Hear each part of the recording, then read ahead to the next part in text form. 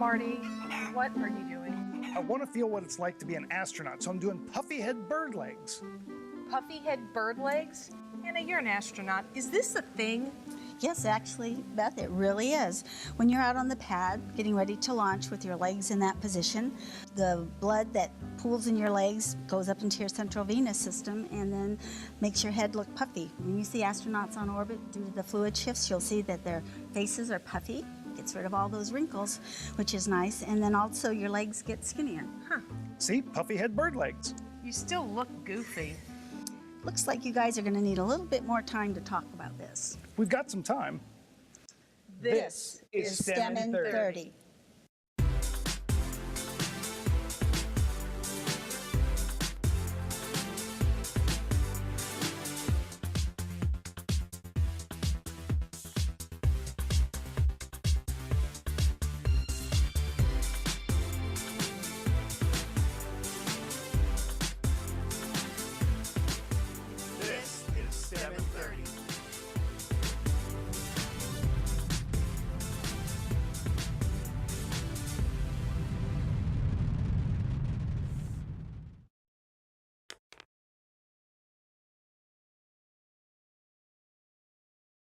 Hi, I'm Marty. And I'm Beth, and we are coming to you live from the National Air and Space Museum in Washington, D.C., from the Moving Beyond Earth Gallery. Today we are joined by NASA astronaut and medical doctor Michael Barrett. Thank you so much for talking with us today. My pleasure. Looks like some real interesting kids here today. We have over 100 kids in the audience today ready to ask you some great questions. We also want to remind those of you who are watching online, you can submit questions. We may take some of them on the air. If not, we do have an expert standing by to answer them for you. Speaking of questions, we are going to start with a game that we call Lightning Round, where we're going to ask you a whole bunch of questions. Okay, so Michael, we're going to have some of our friends come up here. They're going to ask you a question. You only have 60 seconds to answer as many as you can, and I get to ring my bell. Pressure's on. All right, come on up, guys. Let's have the clock, please. All right, are you ready? Come on up. Let's go. What are your degrees in? I'm sorry. What are your degrees in? My degrees are in zoology, medicine, and aerospace physiology. What was more fun, launching on the space shuttle or Soyuz? Launching on Soyuz. What was your favorite landing, the space shuttle or the Soyuz? Definitely the shuttle. What is your favorite thing to do in space? Looking at the Earth from space. What is your least favorite job as an astronaut? Fixing the toilet. Favorite thing to look on Earth? Glaciers. Longest you ran on the treadmill in space? 45 minutes on the treadmill for me. What's your favorite part of training? I think hanging out with my crewmates. What's your favorite book? I think the Voyage of the Endeavour, biography of Cook. Pen or pencil? iPad. What was the thing you were looking for the most forward to when you got back to Earth? Seeing my family again. A role model or a hero? I think Captain James Cook. If you had a chance, would you go back into space? Like that. Would you take a trip to Mars? Yep, like that. Were you scared during launch? If you're not a little bit scared during lunch, you don't know where you are. And that's it. That's all the time we've got. Outstanding job. Beth, how many did you get to? Got 16, and since you're our first astronaut, this is the bar everyone else has to beat. All right. Now, we talked a little bit about puffy head bird legs at the beginning of the show. Did you experience that at all? Well, sure. Everybody experiences a little bit of it, both lying on the pad when all that fluid shifts from your legs to your chest, and when you get into zero gravity, that shift happens in earnest and doesn't reverse. And so everybody gets a little bit of a head fullness, and the legs start to get skinny because you lose the fluid and you start to lose muscle mass. Well, we got a chance to talk to another astronaut and medical doctor, Kjell Lindgren, about this fluid shift. Check it out. One of the significant things that we experience when we get into space or weightlessness is this thing called the fluid shift. And that's because on Earth, our cardiovascular systems have to work against gravity. As you stand up, all the blood wants to flow down into your legs and lower body. And so we have a number of physiologic systems that counteract that, that push the blood back up into the chest and especially up to the head to make sure that the brain continues to get blood. All of those systems continue to work in space, but in the absence of gravity, and in the absence of gravity pulling blood down into the legs, it results, when you get into weightlessness, of a shift of all the blood and fluid that's in your legs, or most of it, up into your chest and head. So that results in everybody getting, we call facial edema, or their faces get kind of puffy. You have a sense of congestion. All of the tissues inside your nose and sinuses become engorged, and so you feel kind of like you have a head cold. You get a sense of head fullness, and some people might even develop a headache.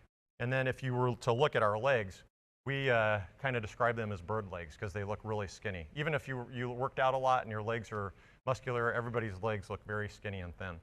So that is the fluid shift that occurs in space, and it lasts until you get back down to the ground and have gravity pulling that fluid back down into your legs.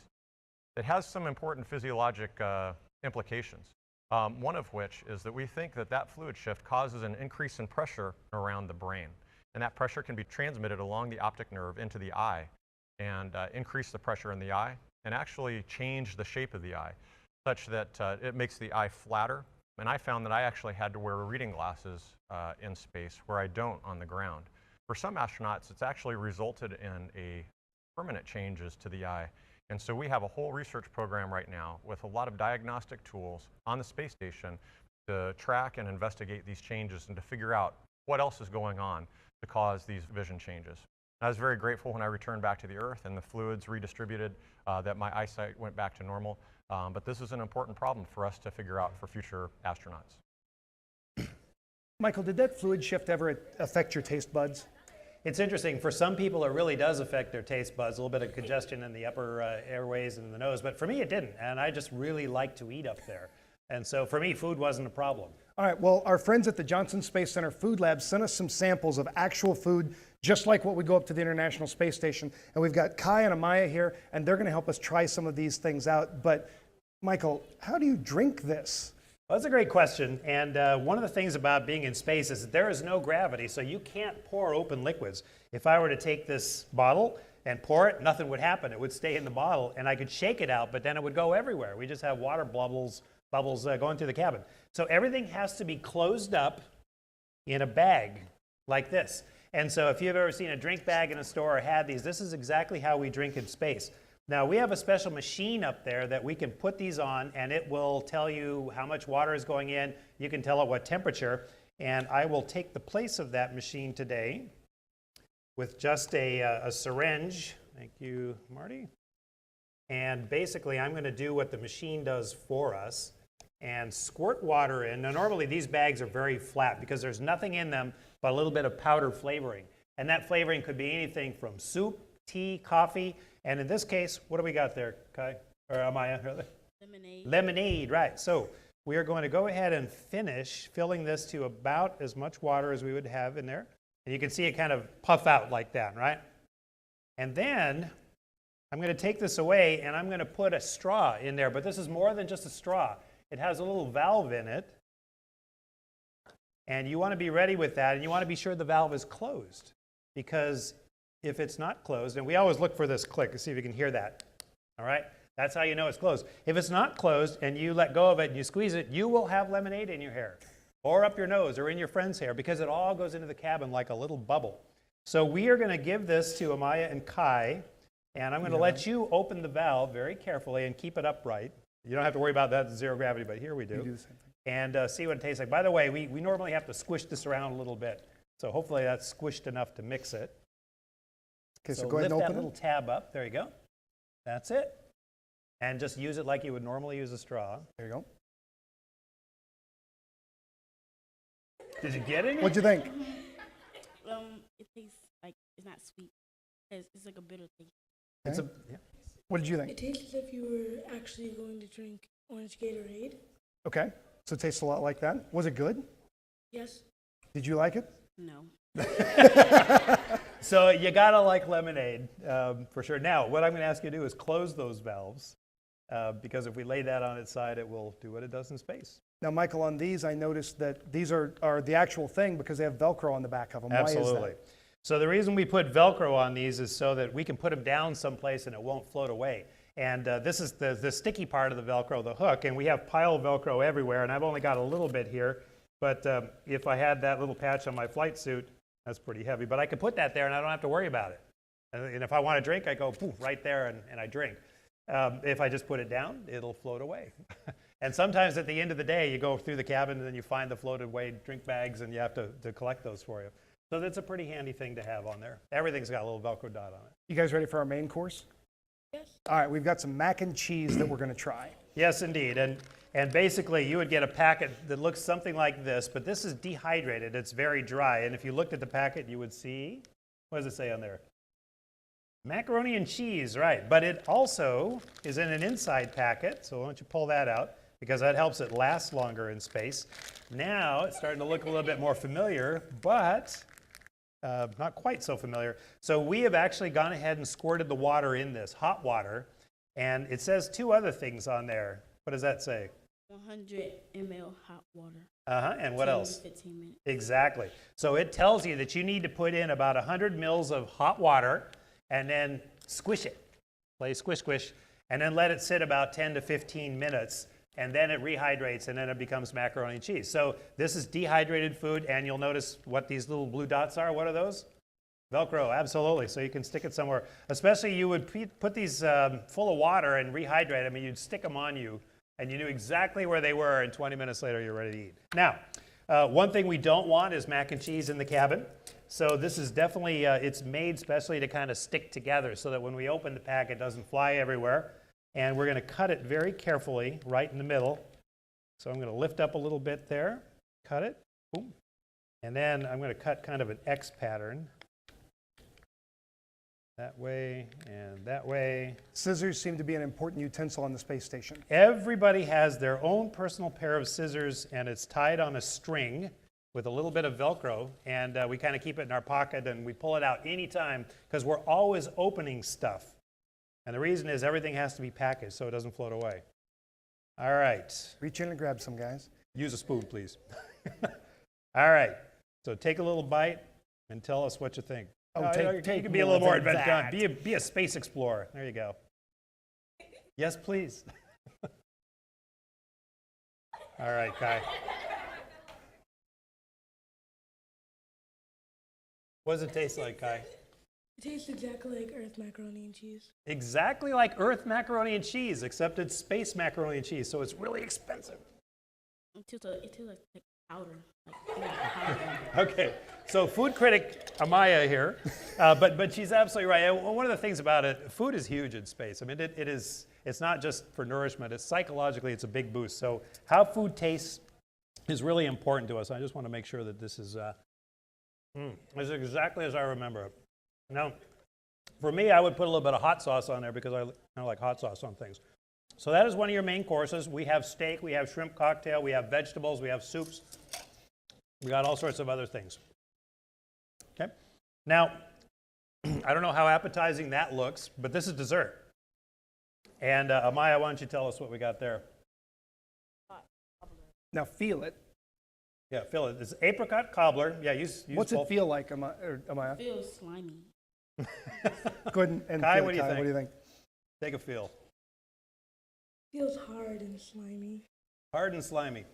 Well, so it's not going to look like any apricot cobbler you would have on the ground because, again, we have to package it in a way that it won't escape and that it will last for sometimes years in storage. So when we want to have dessert, we pull this out, and there's no instructions. We can just eat it like it is. And what we like to do is take it by one edge and go like this. There's no gravity, but this will force it all down to the bottom so that when I cut here, I'm not going to have cobbler in my face immediately. And again, you take your scissors, which are on a string for you. You cut. It's very important that you don't cut all the way. The reason is you'd have two pieces of trash instead of one. So that's important for us to kind of keep those together. And then you go to the bottom and you roll it up and you get it right towards the top. And it's really sticky, and we want it that way because we don't want it to float in the cabin. It holds itself together. All right, here we go, Maya. Be bold. Space Explorer. There we go. And remember, this is dessert.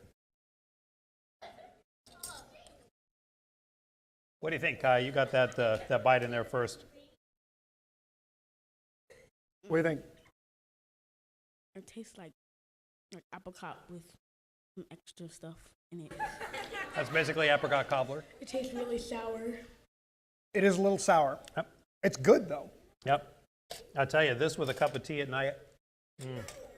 So When we get done, and actually a lot of you probably grew up with your mothers telling you to clean up your plate. You really want to do that in space. You want to eat everything.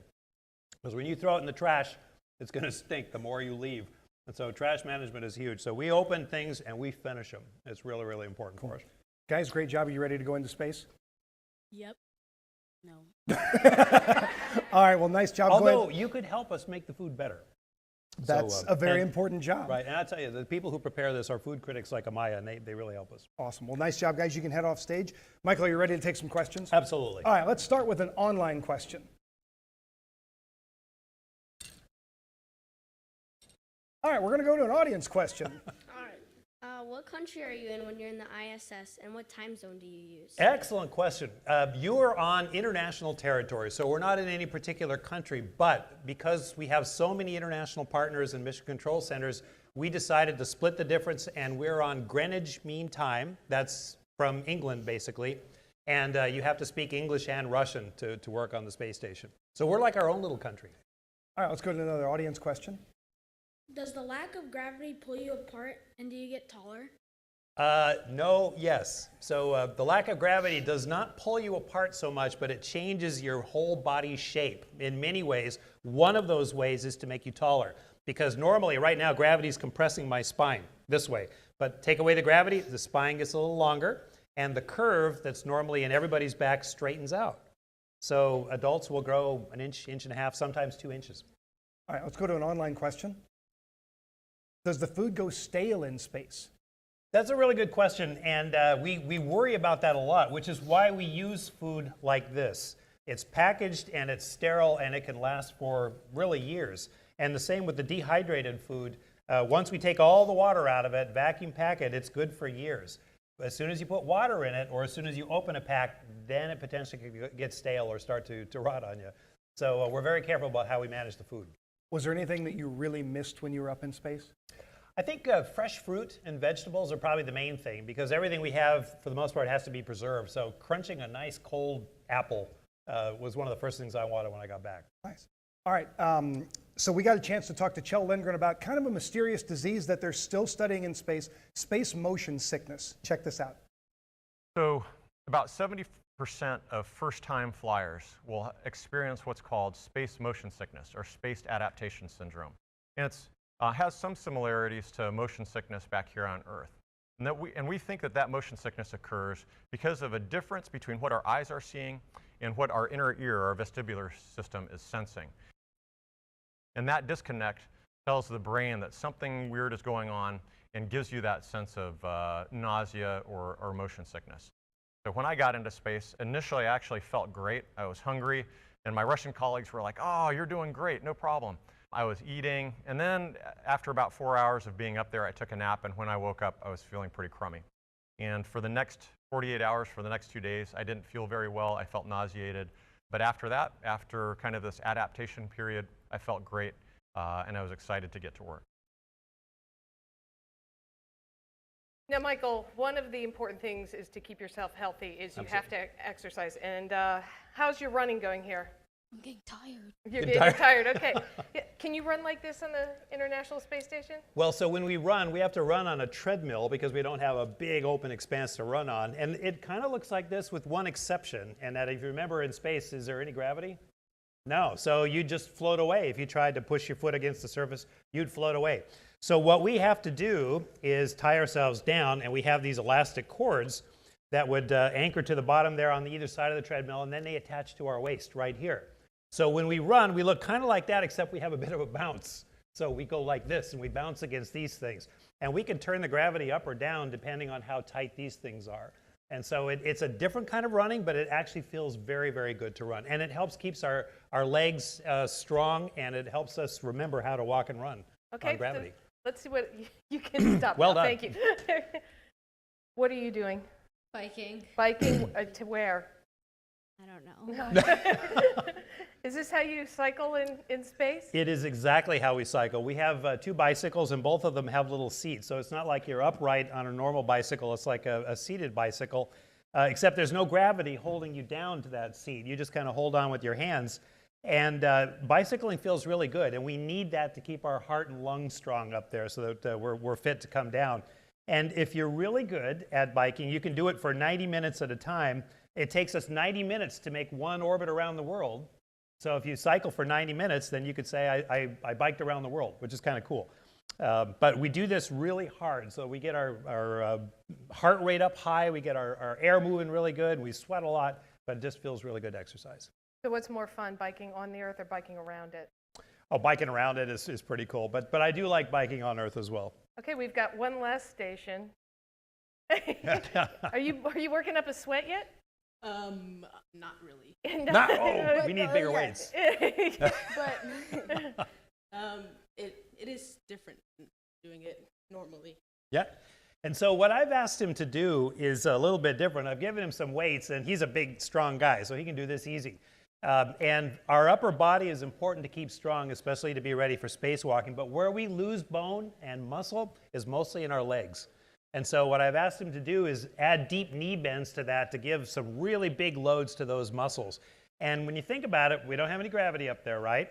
And when he's doing his knee bends, he's lifting his body weight, right? What is your body weight in space? Less than it is. Absolutely nothing. Nothing weighs anything. So it wouldn't help him much to exercise just by doing this, although it's helping him now. But we have to put that back. We have to put that force back. And we have a special machine called a resistive exercise machine. I think you've done enough. You've done extremely well. But don't go anywhere. We have a special machine that will lay a bar across your shoulders. And the same type of thing. It gives you a lot of force. And when you come up, you're resisting that force. And it gives you a big load, up to 600 pounds, in fact, to lift instead of having your body weight to lift there. So you don't have barbells? We do not have barbells. They would mean nothing. Same with these little dumbbells. They would mean nothing. But you have to have a machine that gives you that resistance. And so we spend an hour and a half every day doing heavy resistive exercise. And we spend another hour each day either running on a treadmill or bicycling. So 2.5 hours a day of exercise. Yeah, keeping fit is important, especially when you come back to Earth. And we talked a little bit to Ingrid about that. The absence of gravity is somewhat overwhelming. So the ability to float is absolutely incredible. But it means that it's a pretty big change when you come back to Earth and experience gravity again. My mind immediately adjusted to gravity. We all grew up in this gravity environment. So I very quickly, it felt normal to be in gravity. But the effect of gravity, the heaviness that I felt, how everything felt so heavy when I picked it up, that took a lot of getting used to. And so really over the course of 2 weeks, my vestibular system adjusted so that I didn't feel quite as dizzy. And then after about a month, my body really kind of got back to normal, and all of the aches and pains associated with living and working in gravity again disappeared. Ready for a few more questions? Absolutely. All right, let's start with an online question. How long do astronauts sleep each night on the ISS? That's a good question. We actually get at least 8.5 hours of scheduled sleep time, but we find that most astronauts sleep a lot less than that. For me, 6 hours was perfect. For some, it's a little less even, but most 7. Okay. All right, we've got an audience question. How do you stay in contact with your family? We have, believe it or not, a telephone up there that we use. It's an internet telephone that goes to a satellite, but I could call my family every day, and that's really cool. Psychologically, it's really cool. And I could ask my kids if they got their homework done and stuff like that. One of our curators got a phone call from one of the astronauts on the ISS, and I was very disappointed because it sounded like he was in the next room. It didn't sound like he was 250 miles out. Our engineers are pretty good. All right, let's go to an online question. Do you have a first aid kit in space? We actually have a little medical kit up there, which is actually quite big, much bigger than a first aid kit, and somewhere between a first aid kit and what an ambulance would carry. So we're ready for a lot of different types of medical emergencies that could happen in space. Okay. Go to an audience question. Which do you like more, exercising with gravity or without? I would have to say without, because if I'm exercising without, then I'm in space, and I really love being in space. Good question. All right, let's go to an online question. Do astronauts on the ISS eat meals together at the same time each day? Good question. And every crew is a little bit different. There's 6 of us up there normally, and everyone is on their own timeline for working, but the meal schedule is more or less synchronized. My crew, in fact, there's my crew. We ate lunch and dinner together every day. For us, it was really, really important. And as a crew of 6 people, We got along extremely well. We loved hanging out. And then a lot of times we would go back to work after dinner, but it was that important for us to all work or to eat together. How important was that to work well together, and how did you guys deal with conflicts? It was extremely important.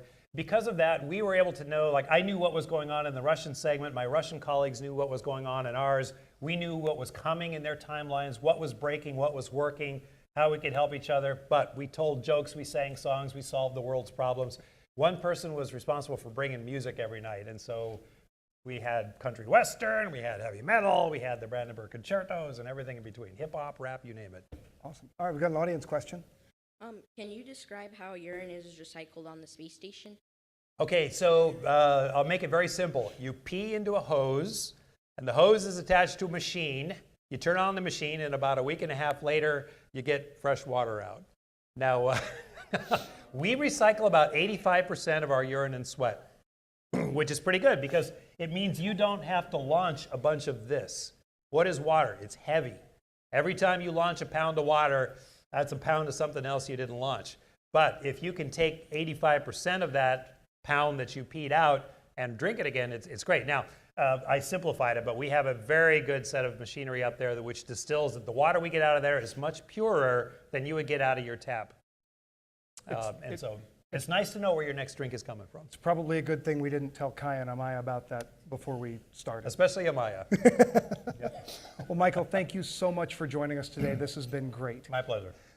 We'd like everybody to tune in next month as we will be coming to you live from the NASCAR Hall of Fame in Charlotte, North Carolina. Check this out. I'm at the Richmond International Raceway, and these cars were racing around this track at upwards to 175 miles per hour. Now, sometimes there are accidents, but for the most part, the drivers walk away. Ever wonder what keeps them safe? If you have, be sure to check out the next 7:30.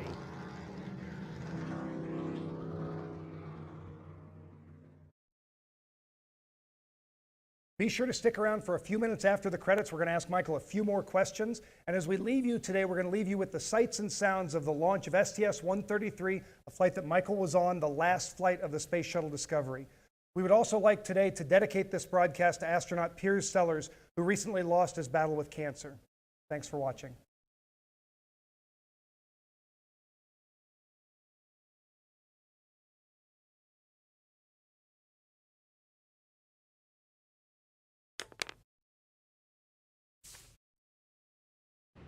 Two, one.